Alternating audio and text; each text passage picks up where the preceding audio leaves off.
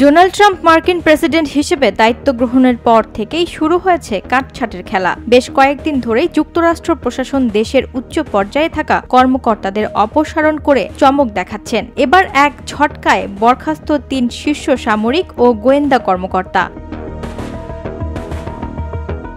মার্কিন প্রতিরক্ষা মন্ত্রী পিট হেগসেথ আকস্মিকভাবেই গোয়েন্দা সংস্থার প্রধান সহ ২ জ্যেষ্ঠ সামরিক কমান্ডারকে অপসারণ করেছেন। প্রথমে সরানো হয় ডিফেন্স ইন্টেলিজেন্স এজেন্সির প্রধান লেফটেন্যান্ট জেনারেল জেফ্রি ক্রুজকে। তবে তার বরখাস্তের কারণ আনুষ্ঠানিকভাবে জানানো হয়নি। কিন্তু সূত্র বলছে, ইরানের পারমাণবিক স্থাপনায় মার্কিন হামলার কার্যকারিতা নিয়ে ফাঁস হওয়া এক প্রতিবেদনের পর ক্ষুব্ধ হন ট্রাম্প।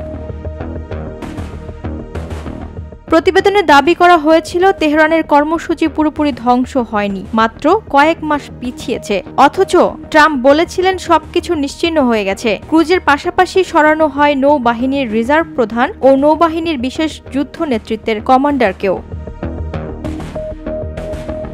তবে এই ধরনের বরখাস্ত জাতীয় নিরাপত্তার জন্য বিপজ্জনক বলে মনে করছেন মার্কিন সিনেটের গোয়েন্দা বিষয়ক কমিটির সহসভাপতি সিনেটর মার্ক ওয়ার্নার। তার মতে, ট্রাম্প প্রশাসন গোয়েন্দা সংস্থাগুলোর মতকে সাংঘর্ষিক মনে করছে। এদিকে বিশ্লেষকরা মনে করছেন, এই ধরনের আকস্মিক পরিবর্তন শুধু অভ্যন্তরীণ প্রশাসনিক স্থিতি নয়, বরং বাইরের দেশগুলোর প্রতিও যুক্তরাষ্ট্রের গোয়েন্দা তৎপরতার বিশ্বাসযোগ্যতা এবং কার্যকারিতার ওপর প্রভাব ফেলতে পারে।